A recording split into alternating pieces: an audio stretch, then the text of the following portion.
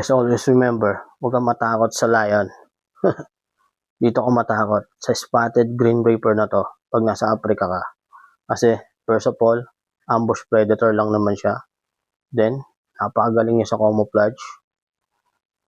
Then, pag hindi mo siya nakita, nasa picture na yan, yari ka na, malamang.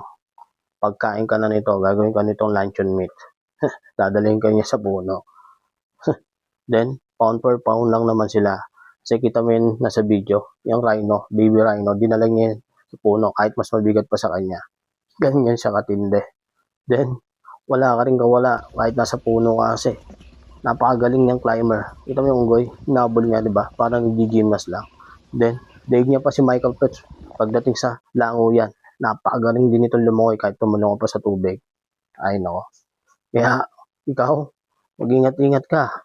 Baka ma-ambush ka ng leopard, di ba? Mas matindi pa to kesa sa inaasahan mo sa gobyerno natin.